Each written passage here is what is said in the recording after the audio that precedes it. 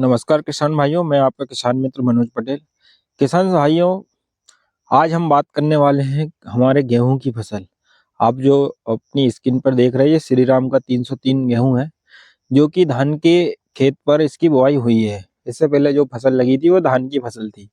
किसान साथियों, अभी जो मौसम इस प्रकार का हो रहा है, बादल हो रहा है, बारिश पे बारिश हो रही है, ज्यादा गेहूं को समय नहीं मिल पा रहा है और सही तरीके से जो है किसान साथियों प्रकाश संश्लेषण की क्रिया हमारी फसल में नहीं हो पा रही है। इसके कारण क्या है साथियों कि जो फसल है वो पीली पड़ रही है या उसमें विभिन्न प्रकार के फंगस या रोग लग रहे हैं। तो आज हम बात करेंगे कि हमारी पीली पड़ी फसल को, गेहूं की, हम किस प्रकार इसको रिकवर कर सकते हैं, फिर से हरी भरी कर सकते हैं।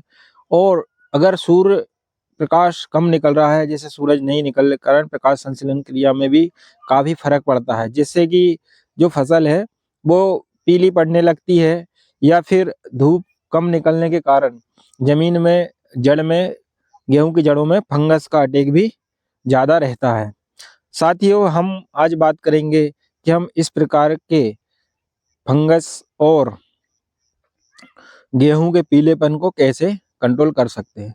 किसान साथियों, हमको करना क्या है कि हमें सबसे पहले तो इस बात का ध्यान रखना है कि हमने पहले पहले खाद में क्या क्या दिया है, कौन कौन से खाद दिए, कौन कौन से न्यूट्रीमेंट्स दिए हैं।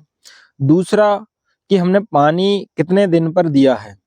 किसान साथियों, बहुत से किसान भाई जो है सिंगल यूरिया ही डालते हैं, लेकिन किसान साथियों ऐसी गलती हमें नहीं करना है। जब भी हम पहला खाद हमारी गेहूं की फसल में डालते हैं तो उसमें माइक्रोन्यूट्रिएंट्स, फंगीसाइड और साथ ही साथ कोई भी इंजाइम्स डालना जरूरी है। जैसे कि किसान भाइयों, अगर हम यूरिया खाद डाल रहे हैं, पहला डोज है हमारा, तो उसके साथ कम से कम 3 से 4 किलो सल्फर, जो कि WDG, उसके साथ में हम जिंक का इस्तेमाल भी कर सकते हैं या फिर कोई जाइम का इस्तेमाल कर ले, बायोवीटा, या फिर अमीनो जो हमारा आता है अमीनो एसिड, उसका इस्तेमाल कर लें। तो इससे क्या है, हमारे जो कलर है गेहूं का वो पीला नहीं पड़ेगा और अच्छा ग्रोथ होगा, कल्ले की बढ़वार होगी।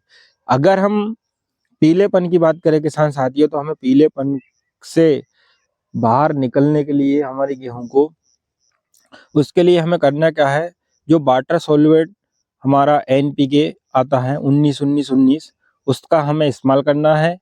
साथियों, उसके इस्तेमाल से प्रकाश संश्लेषण क्रिया तेजी से पौधा करता है, जिससे वो जड़ों का, नई जड़ों का विकास करता है, नए वाइट रूट्स निकलते हैं और जब वाइट रूट्स निकलते हैं तो उसको अच्छा भोजन मिलता है, जिससे पौधा हमारा हरा भरा हो जाता है। किसान साथी, अगर हम दूसरे उसकी बात करें कि इसमें हमें और अच्छा अगर कलर चाहिए है, तो किसान साथियों हम इसके साथ जिंक, जो चिलेटेड जिंक आती है 12% DDT, उसका इस्तेमाल करें। दोनों को साथ मिलाकर 100 ग्राम जिंक का इस्तेमाल करें। और साथ ही साथ साथियों इसमें चूना, जो चूना, सादा चूना आता है, उसका 50 ग्राम प्रति एकड़ के हिसाब से या 50 से 100 ग्राम प्रति एकड़ के हिसाब से उसके चूने का पानी का इस्तेमाल करें, तो हमारी जो गेहूं की फसल है वो हरी भरी हो जाएगी। अब फंगस की बात दोस्तों, तो फंगस के लिए अगर आप इसमें से जो मैं बता रहा हूँ NPK 19-19, जो हमारा दूसरा स्प्रे में बता रहा हूँ, इसी में मतलब या तो आप NPK 19-19 जिंक और चूने का इस्तेमाल कर सकते हैं। अगर इसको नहीं करते हैं किसान भाई, तो हम इसके साथ दूसरा कर सकते हैं, जो कि है हमारा NPK 19-19-19, साथ में टेबू 10%, जो स्वाधीन के नाम से भी आता है सॉइल का, टेबू 10%, और साथ में 65% सल्फर। सल्फर भी फंगीसाइड का काम करती है। तो एक ही स्प्रे में हमारे किसान साथियों दोनों काम हो जाएगा और लगभग हमें 2 से 3 दिन में हमारा जो गेहूं पीला पड़ा हुआ है उसका जो कलर है फिर से रिकवर हो जाएगा।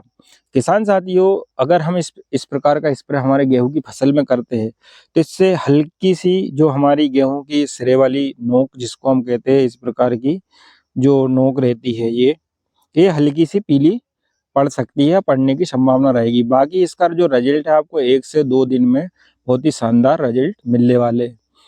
और अगर हम सल्फर और NPK की बात करें, तो सल्फर से किसान साथियों जैसे ही आप डालते हो उसके 1 या 2 दिन में इसका बहुत ही शानदार रिजल्ट हमें देखने को मिलता है।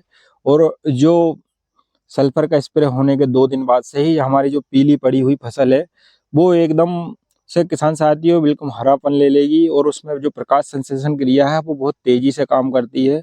और इसके काम करने से किसान साथियों जो हमारी पीली फसल है वो जल्द से जल्द रिकवर होती है। एनपीके जिसमें कि नाइट्रोजन, फास्फोरस और पोटाश तीनों तत्व हैं, ये प्रथम प्राथमिक तत्व होते हैं किसान साथियों। इनके उपयोग से हमें जब इनका उपयोग या जड़ से करें या स्प्रे से करें, इनका जो रिजल्ट है इंस्टा रिजल्ट आता है। बहुत जल्द इनका हमें हमारी फसल पर रिजल्ट देखने को मिलता है, तो इनका उपयोग भी हम हमारी फसल पे कर सकते हैं। मैंने दोनों आपको बताए, लेकिन किसान साथियों आपको जो पानी की मात्रा है वो 100 से 150 लीटर प्रति एकड़ रखना है। और जो मैंने दोनों बताए इनमें कंफ्यूज ना हो, अगर आप एनपीके 19-19-19 उसके साथ जिंक 100 ग्राम और चूना 50 ग्राम ले सकते हैं, या दूसरा स्प्रे जो है हमारा एनपीके 19-19 1 किलो और उसके साथ आप सल्फर ले सकते हैं। अगर वीडियो अच्छी लगी हो तो वीडियो को शेयर करें और सब्सक्राइब करें चैनल को। धन्यवाद।